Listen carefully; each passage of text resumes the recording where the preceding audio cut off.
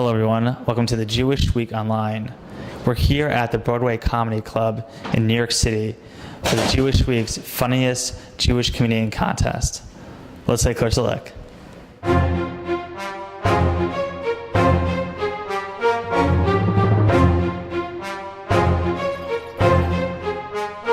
Anyway, my day job, which I'm often told I shouldn't quit, I'm a salesman for a company. That you like. I'm a salesman for a company, and it's a hard job because all day long I got to deal with lots and lots of rejection. Like this morning, it's 4:30. I called up my wife. I had a bad day. I said, "Honey, listen, I got really beat up badly today. You know, when I get home later from the comedy show, do you think maybe we could, do a little something tonight?" She said, "No, thank you. I'm not interested.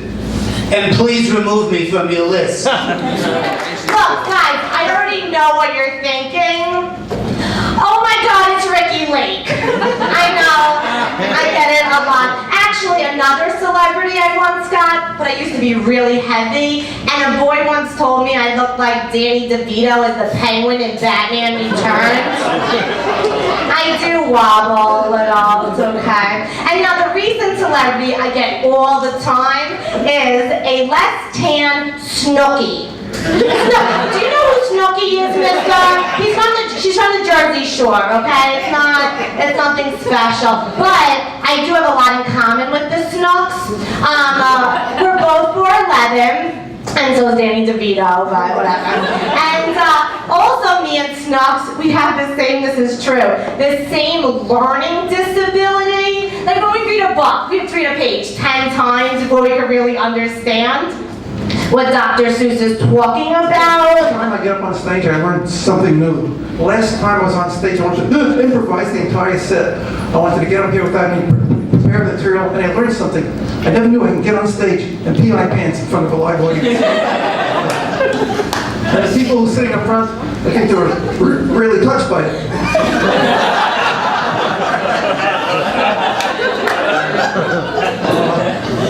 I'd like to thank family and friends for coming here tonight, but I can't because, of course, they didn't.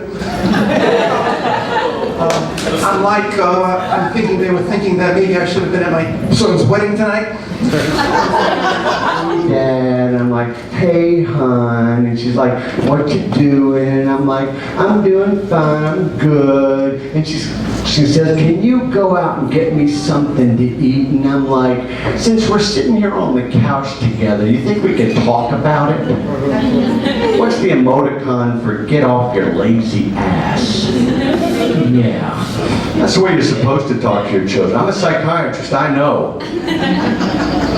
My son moved in, and that can be uncomfortable. Today I walked in on him. Oh God, it was, and he was reading the Bible.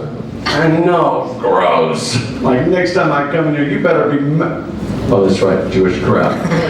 Put together a song, and it should satisfy a freak like Lady Gaga. It's about Hamantashen. So here we go. Ukrainian Jews never hang out with me. They all think they're too cool with their silky smooth back hair and thick accents, frightening like Ivan Drago. Cooking a feast for Purim is a chore. There is so much to bake. Hamantashen resembles the hairstyle of Snooki on the Jersey Shore. It's a TV show I like. Why is it the case that no one ever eats the filling made with seeds from poppies? Oh, my Jewish peeps hate poppy seeds because they get stuck in teeth. Maybe if you flossed, you'd want a bite of Hamantashen filled with seeds from poppies. All right, thank you so much. Speaking of craptastic movies, I forgot who Vin Diesel was for a little bit, and I just remember he was that guy from Triple X. So I was like, what's this guy's name again? So I go to Google, I type in Triple X. Here's a piece of advice for you. Don't type Triple X into the internet. You will find everything nothing but that movie. And like the Google search suggestions, it's like XXX Asian goat fetish. I'm like, that's your first thing, Google? Really, Google? Google's like first suggestions are way off. I'm like, hey Google, why is my computer messed up? I type in why is mine. You guys go home and try this tonight. Type in why is mine. First thing that pops up goes, why is my poop green?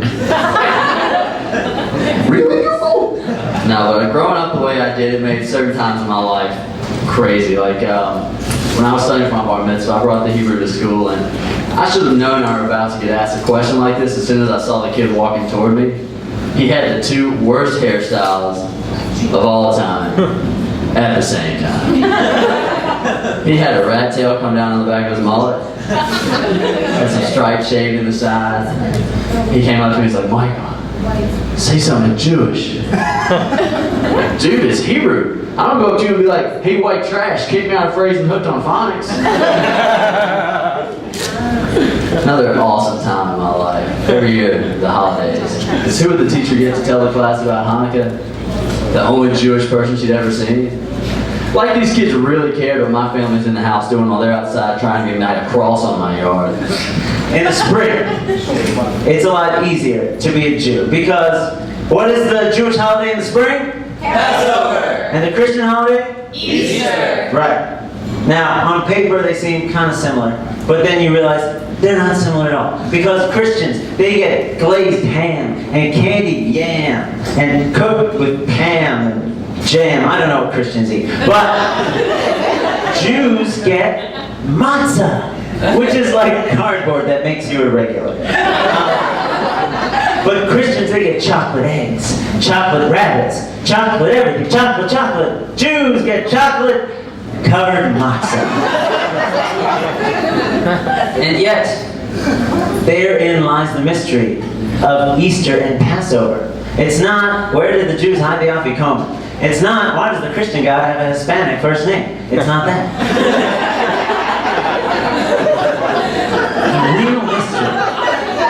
The mystery is, tell me why? Why do Christians love matzah so damn much? It doesn't make sense. So you are the winner of the Jewish Week's comedy show here in New York. Tell us a little bit about what made you go into comedy. Well, when I was just a little Aaron Friedman, I knew that I liked attention, and so this is like crack for me.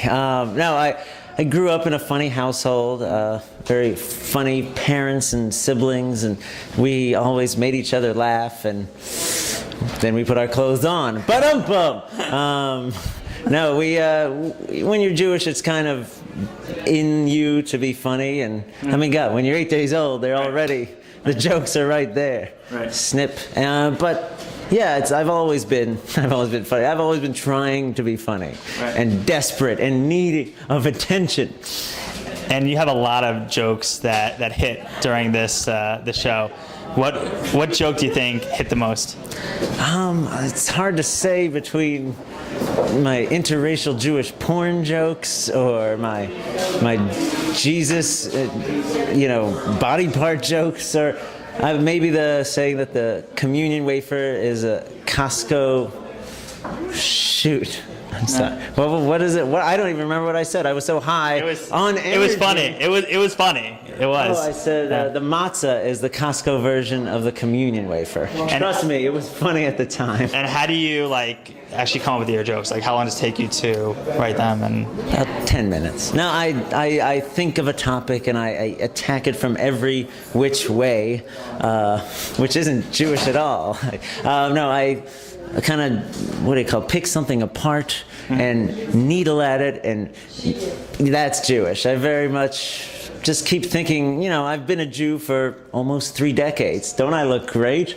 So I've kind of had time to think about all the holidays and the absurdities, but beauty of the Jewish religion. So I'm just pouring over information, much like the scholars who made the Talmud. Great. Well, congratulations. Thank you. As a judge for this competition, What do you look for? Okay, we look for three things. We look for presentation. We listen to the material, so we look for the good material, and we also look for a good reaction from the audience. Those are the three major things that we look for. And what made you interested in becoming a judge? Okay, I've been working with Jeff Cole, who produces it, for several years. I have my experience. My name is Gloria Nadal, and my experience is that I've hosted many things, and I met Jeff, and he knew that I hosted things, and he asked me if I'd be a judge, and I've been with him for many years judging this. And what was the funniest joke that you heard today? The funniest show, you mean over the years? Not today, on today's show. Oh, the funniest? Yeah. Oh, you mean the funniest comedian? Oh, the winner, of course. Of course. Right. The winner. We had some really good people, Right. but the winner was the funniest. There were a few judges, and we kind of all, we've been the same judges for years, and we really are on the same page. So I think we kind of know who's good and who's the best. Okay, well, thanks so much. You're welcome. Second place isn't bad, and you are a funny man. Tell us a little bit about what makes you so funny. Well, I don't know. Growing up, I didn't really think of myself as being that funny. I was a pretty serious guy, but I just felt as I grew older that maybe I could transfer some of that serious energy, and if I kind of put together jokes and still kept the serious mode, it could reach audiences and make a lot of people laugh. And you have a really unique way of bringing comedy to the forefront. You have the power of song. How do you come up with your songs? It doesn't happen every day, but I listen to a lot of music. I grew up with a lot of pop music, rock music, and I also grew up knowing a lot about Judaism and different topics, and I think it's important to be educated, and that way you can blend those two worlds. What's your favorite song to sing? My favorite song, probably the song Kosher Meat. It's to the tune of Super Freak. And it's also good for non-Jewish audiences as well, because a lot of non-Jewish people are familiar with what kosher meat is. Yeah, and obviously becoming a comedian is not an easy task. You've been in a lot of different comedy clubs and contests. What drives you to be a comedian? I think just the response from the crowd is very, it's just really nice to be around, and it makes you get a really nice warm feeling. And I'm not someone who really seeks attention, but I like being in the spotlight. There's something just really rewarding about it. It can get tense leading up to that point of performance, but once you do it, you get a really good feeling about yourself. Great, well, congratulations. Thank you very much. As you can see, it was a fantastic show. Some great laughs and fun. This is Aaron Herman, and thanks for watching.